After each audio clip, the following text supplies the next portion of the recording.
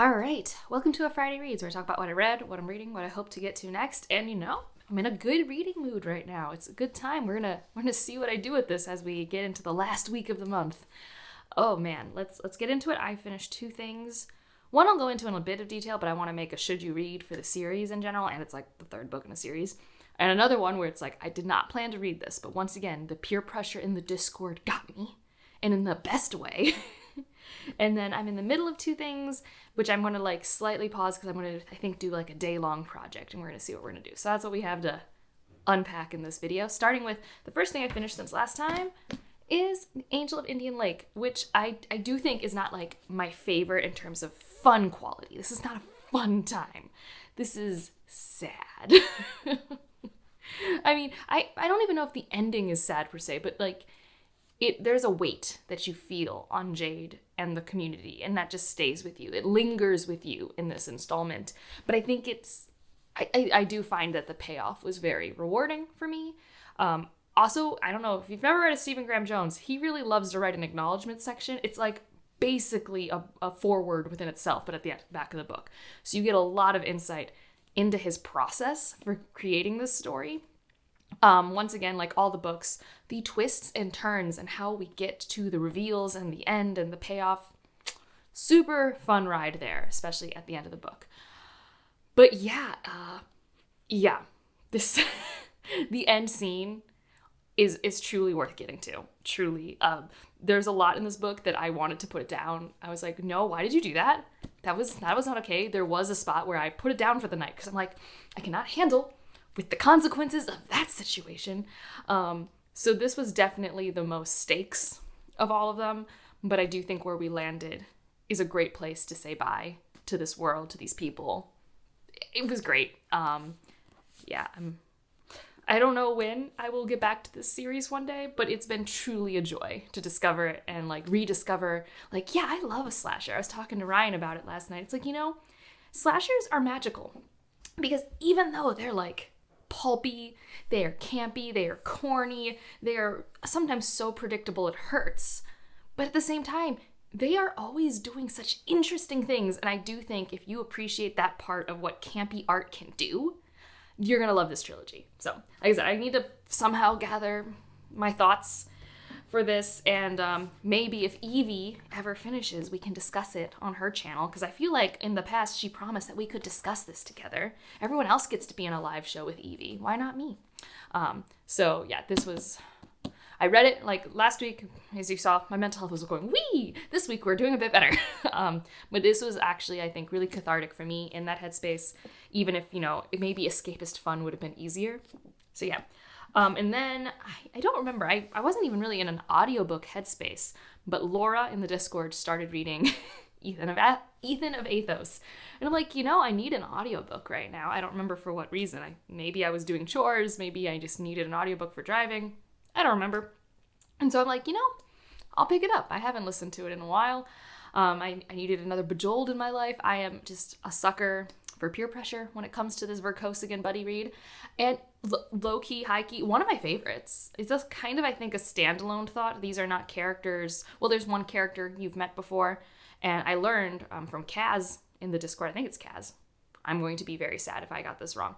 But regardless, I learned that Shards of Honor, Warrior's Apprentice, and Ethan of Athos were all like picked up and published at the same time, even though they're at different chronological points in the universe and different planets and people.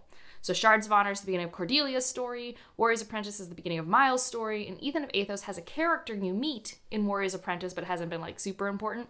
But Ethan himself and Athos as like a place, we don't really know much about. The only like thread through all this is like Sita Kanda is always like around and being a mischievous sort of country. Well, not country, but planet empire system. And first of all, the world building conceits are just so outlandish, they're fun to look at. Ethan is from a planetary system where there are genetically only men.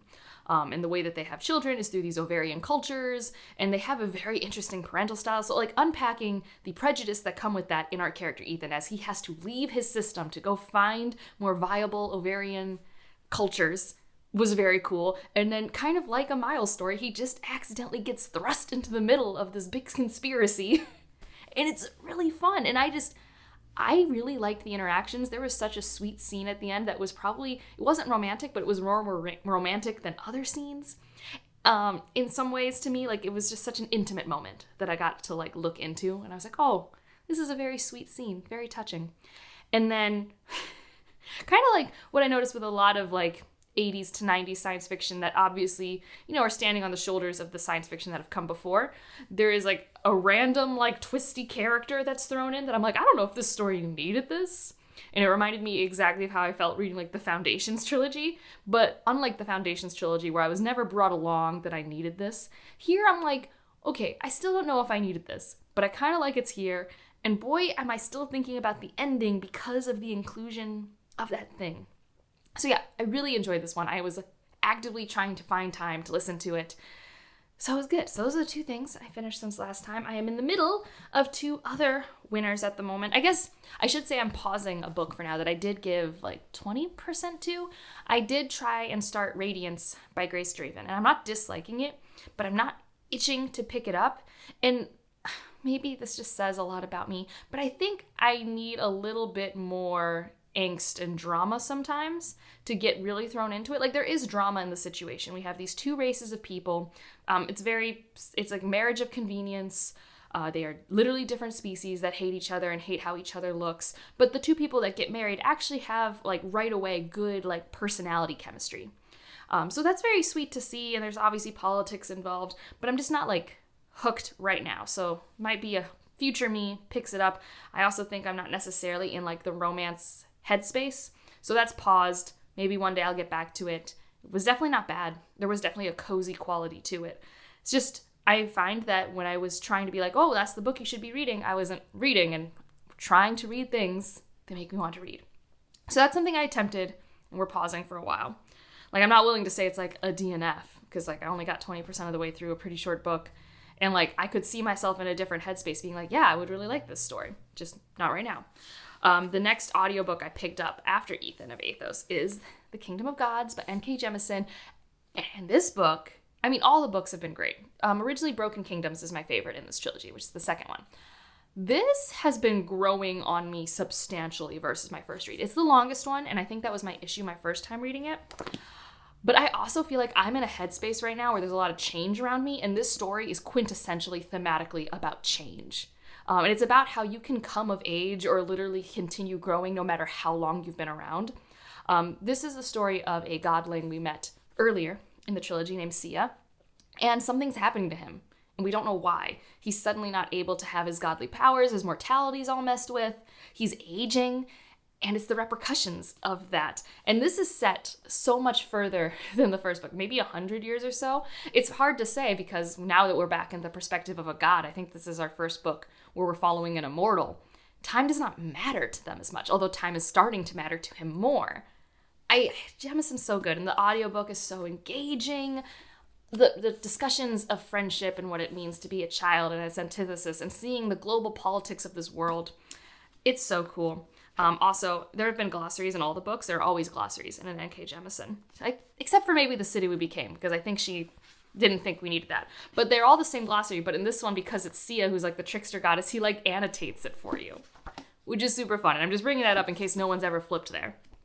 And I always say you have to read this version if you're reading the trilogy, because the bind-up does not have one of the extras from Orbit, and it makes me sad because it's like literally my favorite extra. Most of the time they're not like super important, but this one's called Short Story Not the End. And for me, it was incredibly important for my catharsis for some of the plot lines we've experienced. And I'm sure after I read this, I'll also reread the novella and the short story collection in this world, because it's a slow burn. It sneaks up on me how much I care about the characters in here. Like Sia, I wouldn't have said is like a favorite character, but I'm so invested in his journey and his trials, and it's so good. It's so good. So I've been buddy reading this with Laura at a book circus again, and I'm only 4 chapters in, so I don't even know where that is in this book, because the chapters are kind of long. Yeah, so I'm about this far in, but loving my time. So yeah, I'm about 20% of the way through. And the other one I've picked up is like my physical read, when I have physical reading mind, which is we're still working on that, but that is Seven Surrenders, the second book in Terra Ignota. So I'm at least finally getting to it. I'm excited. This is all once again spawned by Laura reading this and Ethan of Athos at the same time. And I'm like, oh, I want to click on the things. I want to click on the things. So I'm only 25 pages in, but I'm already really excited to be back. I just haven't had sit-down reading time. Maybe if I get all my chores done and if it's sunny this afternoon, I'll go out onto my patio and read a bit more of it because I find that incredibly enjoyable. But also both of those are kind of on pause-ish because today is kind of like, my Thursdays are kind of my like get my life together days. So for my patrons, I'm doing like a day in the life reading project vlog where I'm reading the 3 Nebula novellas I haven't read yet. So right now I'm reading Mammoths at the Gate, which I'm almost done with. And then I'm going to read The Crane Husband and Ling Hun. I don't know if in that order, but I have audiobooks and ebooks for all of them. I've been doing chores around the house unsuccessfully, messing with a shower head. Classic homeowner things, you know, cleaning up some stuff that I need to clean up inside, doing some chores. I have like a thing I want to make for dinner. So that's like what I'm doing today because I would like to get those novellas off the list. And also like I'm feeling motivated to get that done. So yeah, I don't have like a lot of thoughts so far. So you can look forward to that in the wrap up or the vlog if you are a patron. But I believe that's really all I have. I mean, last weekend we set up our like way too big TV. Like it's amazing how big it is, but it's way too big. So playing though a PlayStation 5 game on a PlayStation 5 on a Sony TV is very pretty.